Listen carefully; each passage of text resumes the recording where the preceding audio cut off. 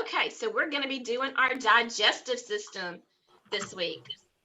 So in our CPT book, the digestive system goes from 40490 to 49999. Lots of nines, huh?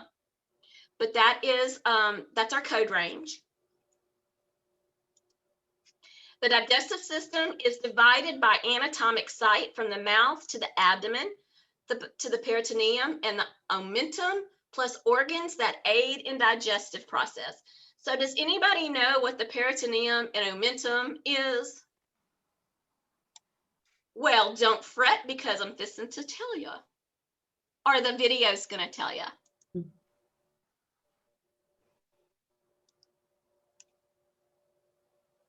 You've probably heard that the gastrointestinal tract within your abdomen is several feet long, but have you ever wondered how these loops of intestine don't get tangled or bounce out of control when you run, jump or dance? Fortunately, many of your abdominal organs are held in place by a serous membrane called the peritoneum. Serous membranes line several body cavities where they secrete lubricating serous fluid to reduce friction from movement of muscles. And in this tutorial, we're going to talk about the peritoneum and its relation to organs in the abdomen and the pelvis. So to begin, I'm just going to give you a quick overview, and we're going to start by distinguishing the two types of peritoneum, which are the visceral peritoneum and the parietal peritoneum, and describe their interactions with organs. And we will discuss the borders and structures of the abdomen and pelvis as they relate to the peritoneum. In the abdomen, we'll look at the peritoneal reflections, the intraperitoneal structures, and the retroperitoneal structures. And in the pelvis, we're going to be looking at the organs, the muscles, the pouches, and some other structures. And finally, we'll discuss the clinical significance of the peritoneum. First, though, let's talk about the structure of the peritoneum. The peritoneum is a double layer of simple squamous serous tissue called the mesothelium. And there are two layers of peritoneum, as we mentioned before, and these two layers are known as the parietal peritoneum and the visceral peritoneum. And these two layers of peritoneum are continuous with one another and have a potential space between them filled with serous fluid. And this space allows the layers to effortlessly slide over each other, as you can see in our image. Together, both layers anchor organs and provide support for their movements. So we're going to look at both of these layers, and the first of these two layers that we'll look at in a bit more detail is the parietal peritoneum. This is a serous tissue layer adjacent to the abdominal cavity. And in this image, we can see it along the boundaries of the abdomen. The parietal peritoneum is sensitive to pressure, and pain felt here is well localized, unlike pain in the second layer of peritoneum, which is of course the visceral peritoneum. This is also a serous tissue layer, but is in direct contact with the abdominal organs. We can see it here around the liver, and we can also see a part of the gastrointestinal tract. The movement of food through the stomach and the intestines causes those organs to stretch, and the visceral peritoneum is sensitive to this stretching. However, painful stretching of visceral peritoneum is not very well localized. So pain signals here that are felt elsewhere in the body are called referred pain. So now that we've gone over the structure of the peritoneum itself, let's go over how it is organized in the abdomen. And peritoneum may or may not completely surround an organ, so let's take a look at what they might look like. Organs that are completely surrounded by peritoneum are called intraperitoneal organs. And most intraperitoneal structures are associated with the gastrointestinal tract, as this organization allows for both support and movement. For example, the transverse colon could look something like this. The lumen that food passes through would be here. And this is the wall of the colon over here. And over here we can see the peritoneum passing completely around the colon. This video is not over yet. Continue watching now the full video at...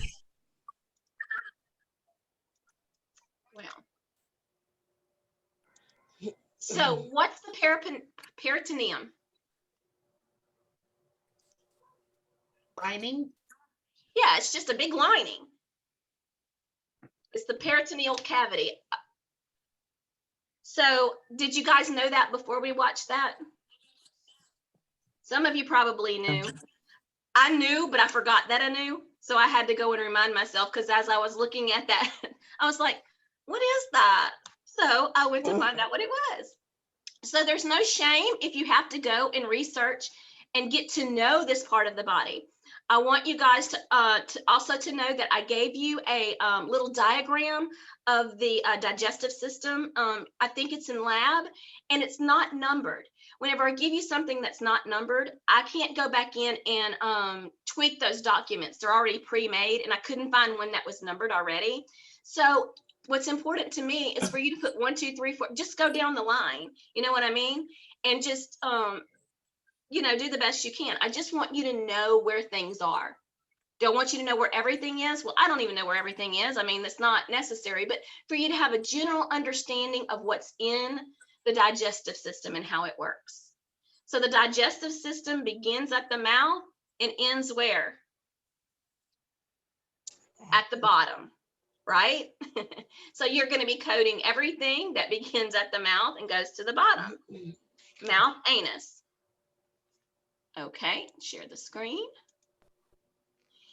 You've probably heard that the gastrointestinal. It's not going to let me. I'm going to have to do this. Okay, so as we go into our CPT, the very first codes that we're going to find are for the lips, 40490 through 40799. So a vermilionectomy, 40500, is a shaving of the lip. Can you guys think of a reason why you would have to have a vermilionectomy? Cleft lip? Huh? For a cleft lip, maybe? No, but we're fixing to get to the cleft lip part. I'm Like thinking if you mouth have cancer. a tumor on your lip, or if you have Right. skin cancer on your lip, if you have a cyst on your lip, it's just the shaving down of the lip. So we're going to learn a little bit more about vermilionectomy. I just think that that's so interesting. Sorry, y'all know I like growth stuff. A cleoplasty is the repair of the cleft lip. Full thickness repair is 40650 through 40654. And then cleft lip repair, 40700 and 40761. So do you guys remember that full thickness means exactly what it says? It's the full part. It's the whole thing.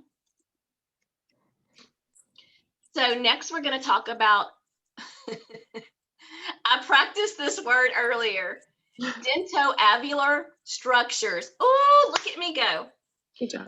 41800 through 41899. There's going to be the bone and the soft structures of the mouth, and the bone anchors your teeth. You're also going to be looking at the palate and the uvula, 42000 through 42299.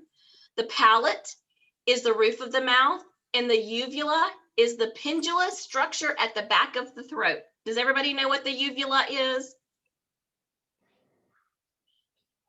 Back where your tonsils and stuff are? Yeah, that's the thing that hangs down. And I was going to go, ah, you can't Or your see gag that. reflex? It's the thing that hangs down in the back of your Mhm. throat, right?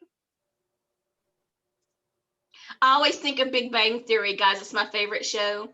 And Sheldon on there says that he is part of the oddly shaped uvula crew. He's an oddly shaped, and he's very embarrassed about it. I don't know why I think of that when I hear the word uvula, but there you go. Y'all know I have something silly to say about all of it. Then we're going to be moving into pharynx, adenoids, and tonsils, 42700 through 42999. Now, this is our coding, but before we go into coding, I'm going to take my camera off and I want to show you what I've done with my CPT book, okay? But I'm actually going to start with our table of contents. So y'all give me a second to get this. One of these days, I'm going to buy something that does this for me.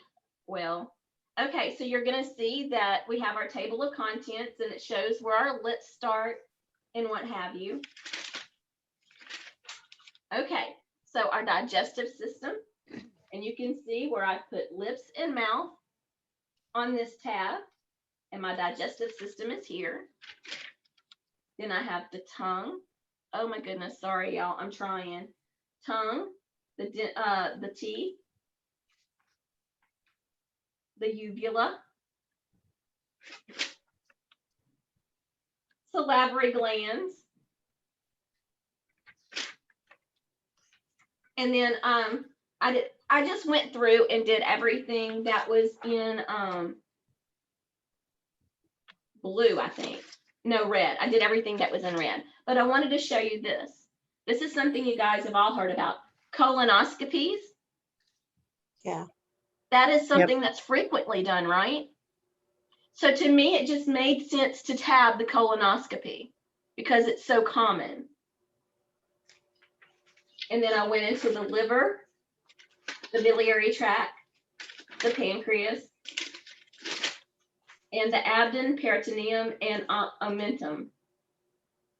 All right, so I'm gonna put this back up here without making y'all dizzy. So what happens when I open up my digestive portion of my CPT?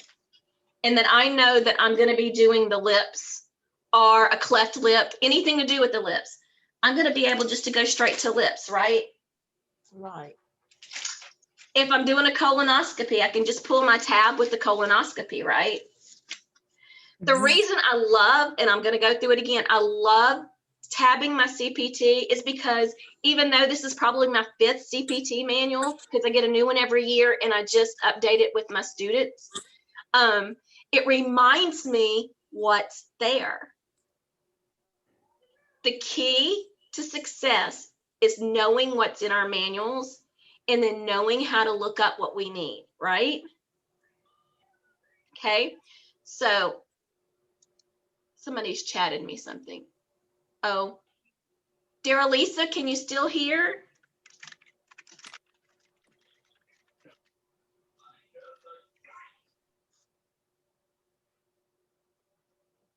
I can hear now. Okay.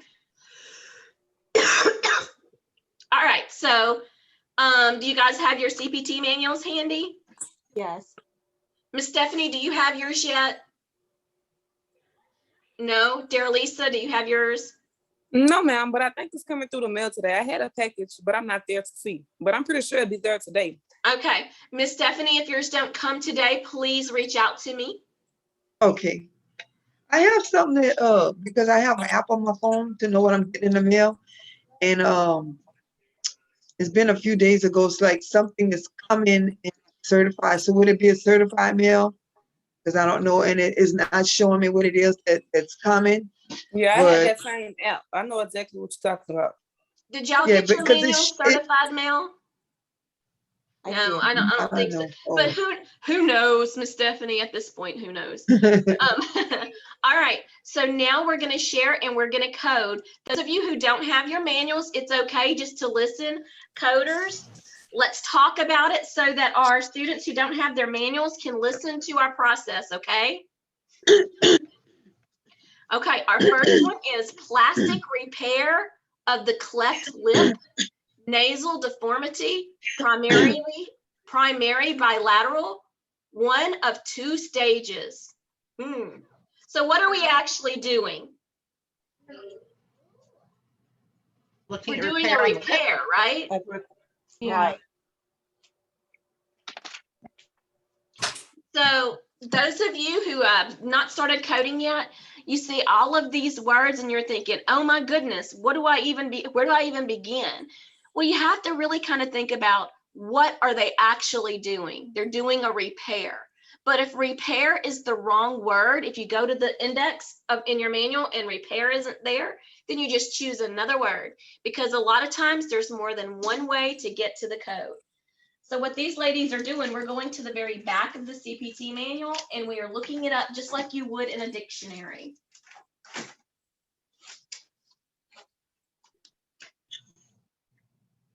So we Mr. have Avery. a large repair section, don't we?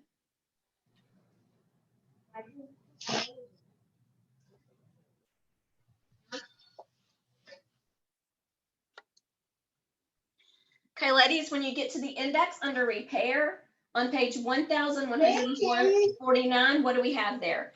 We have cleft hand. We don't need that. We have cleft lip, and then we have cleft palate. So what are we looking for? Cleft lip, or cleft palate. Cleft lip.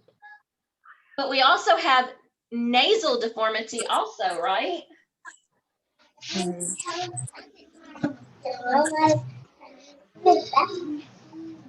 you're gonna put 2 codes. Unless the codes are inclusive. There may be a code that says cleft lip with deformity of nasal. So So let's can look you use 2 codes at one time? can you do 2 codes at one time? Yes, ma'am. Absolutely, Okay. you can, but it has to be 2 procedures that are not bundled together. Okay. If you get down before you fall. Sit down.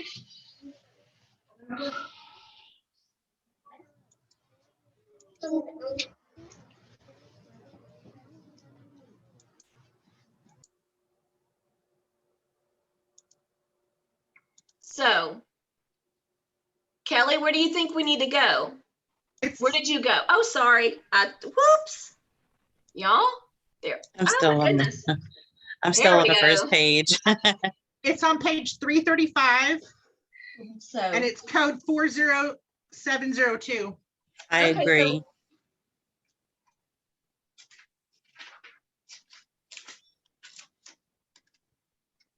So 40702. So let's take a look at 40702, 335.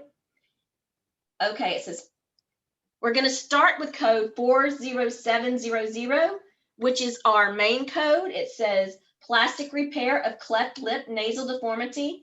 And then it has the semicolon. And it says primary partial. But then we need to keep looking because that doesn't match. 40701 says primary bilateral 1 stage. 40702 says primary bilateral 1 of 2 stages. So 40702, do we agree that that's the correct code? Yes. Well, that is correct. Very nicely done. Let's move to our next one. Excision, lesion of the palate with a simple primary closure. So where do you think we should go to the index? What should we look up in the index? What are we doing? Vision. We're doing an excision. So in the index, we go to excision. Page 1037. And what did we excise or where? The palate? Yes. And it says, also has lesion on there, 42104, 106, and 107.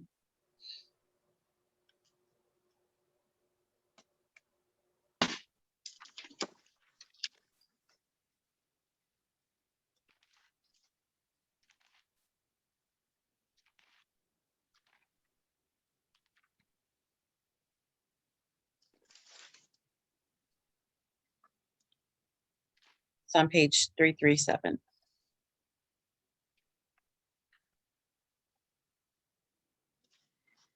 So in the index, though, we're on 1040, right? Yeah. So 1000. we go excision, palate, and then palate, it gives us 42120R, 42145.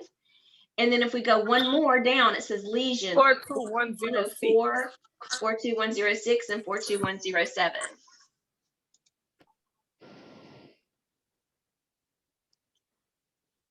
Dear Lisa, did you say something? Yes, ma'am. I have the codes on the. I'm looking up the codes online once you put it up, and I think it's code 42106. Excision, lesion of palate, with simple primary closure. Do we agree, ladies? Yes.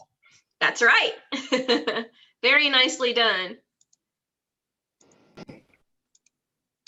Okay, a direct ligation of esophageal varices.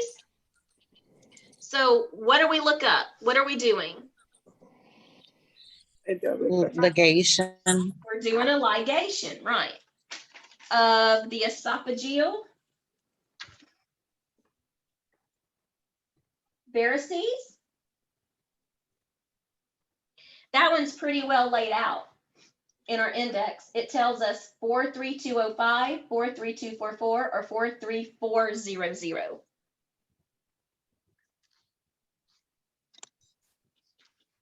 A direct lesion of, I think it's, Hang on just a minute, Dara Lisa.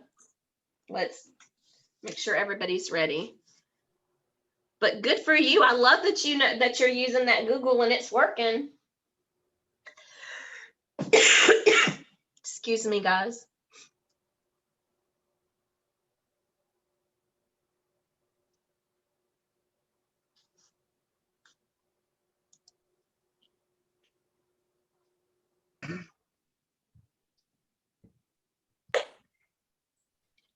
Miss Elise, you got it? Do I have it? Yeah, do you know? Yeah. What is it? No, I'm there now. Okay.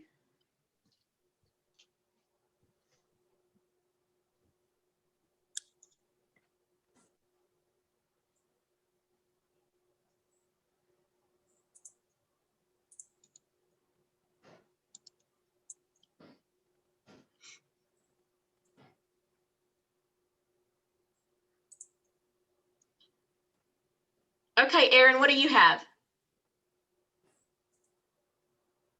me? I had to unmute myself.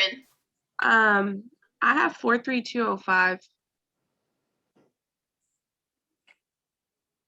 43205. Does somebody have anything different? I have 43400 in category repair procedures on the, I'm not sure the E word. Okay, Erin, give me what you have. What's the number again? 43205. 43205. Let's take a look at that one. Okay, that's under endoscopy.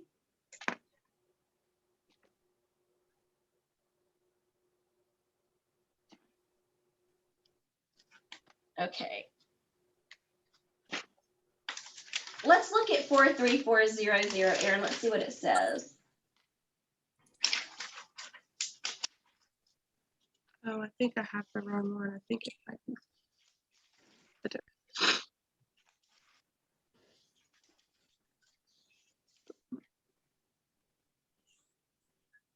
Ligation direct esophageal varices. 43400.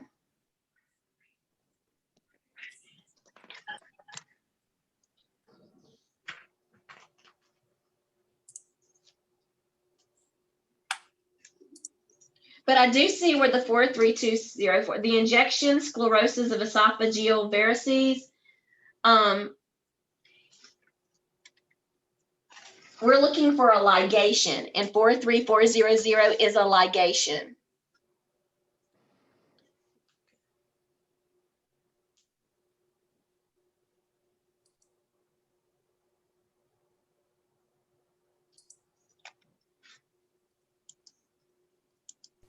So you see in our, yeah, we need the ligation. So it's Yeah, I see it. 400. 43400.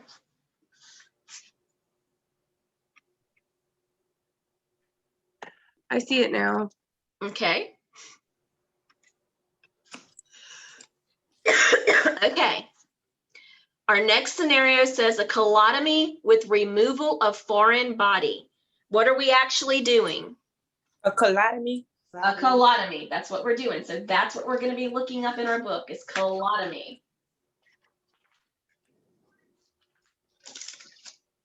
Watch your spelling.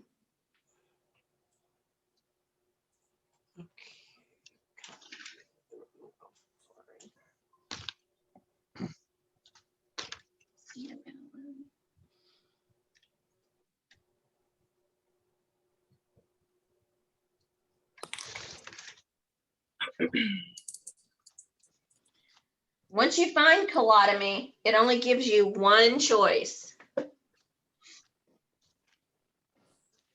And Yeah, I see what you're saying.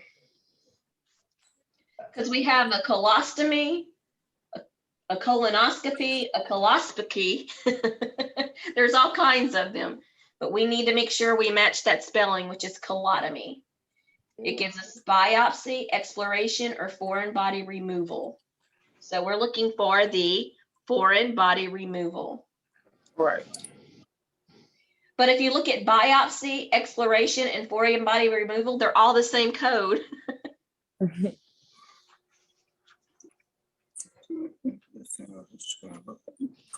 So who's ready to give me that code? Miss Kelly, 44025. Yeah. do we I agree. agree? I agree.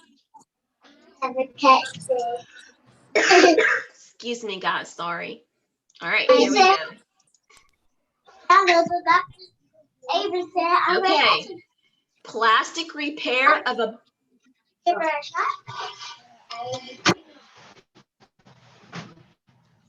Oh my God. Yes, sir. sorry guys, had to mute. Plastic repair of a bilateral cleft lip, primary in one stage. Now, have we seen one of these before? Our very first scenario, we saw one that was similar. So this is actually going to be stage in one stage, not in two stages.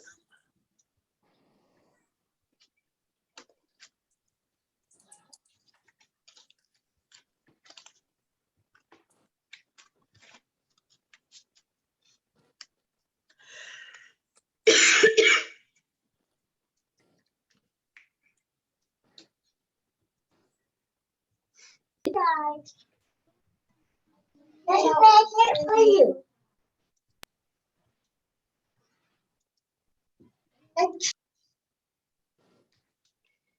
Okay. Melissa, you have an answer? It's 40701. Yeah, 40701. 40701. I Very had you on nice. mute. I was talking, but no, Yeah. I had myself So, muted. did you find that this was difficult to code? Not really. These No. scenarios you're probably going to see again. So, you know, I'm going to put this video up in daily assignments so you can go back and review it. But I have one more thing for us to do before we log off. Miss Marcy, I think sometimes the issue Miss I Stephanie, have when can you I'm mute? trying. Can you mute me, Miss Stephanie? Oh, okay. Can you hear me, Miss Marcy? Yeah. I think sometimes the issue I have when I'm trying to determine which code to look at is actually determining sometimes the actual location or the procedure. So most of the time we usually have to look for what type of procedure we're doing. Yes. And then a lot of times it's broken up by anatomic site. Okay, because that's what sometimes I get confused on which location to actually look at to look for the CPT code when reading it. If I'm looking for the actual location of what I'm doing or the actual procedure. The actual what I procedure. sometimes get confused on. Right. So if they're doing an excision, or if it says complete excision, what are we doing? We're actually excising. The complete just describes what we're doing. An indirect laparoscopy, we're doing a laparoscopy. The indirect says what we're at, how we're doing it. So you actually, a lot of times I have to ask myself, okay, take everything else away. What's my verb? What is my action word? What action are we taking? Sometimes I pick the right word and sometimes I don't, because sometimes it's confusing, but there's no shame in that. If it's the wrong word, just choose another one. No coder picks the exact thing every single time. It's just, we're human, and it's different medical terms every time we turn around. So don't feel bad about that. And sometimes you can pick two different words and come to the same code, and just in two separate ways. We experience that a lot, don't we, ladies? Where, Miss Kelly may pick a word, Miss Melissa may pick a word, and they come up with the same code. They've just picked two different words. There's two ways to get there. Oh, okay. That doesn't always happen, but sometimes that's the case. So my very last thing that we're going to do in class is NCCT review, which is our certification exam, which is why we take this long class to get to be certified coders. We only have one question, but it's going to be for the digestive system. And the purpose of this is not only to give you a little practice question of examples of what they're going to be asking on this big test, but it's also just to give you some practice on how do we look it up, right?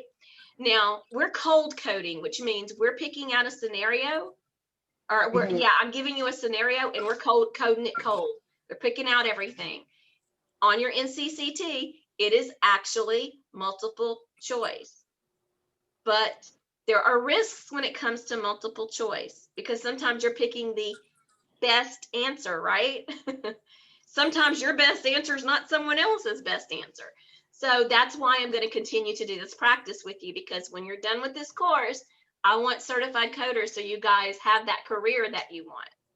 So here we go. We're going to do our one NCCT practice question.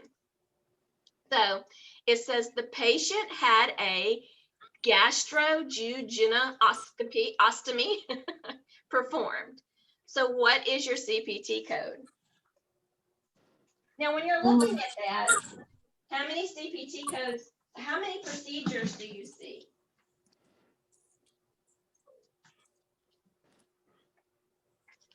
One. You see Yeah. one procedure? Okay. So let's decide which one we think is the best answer. The patient had insurance.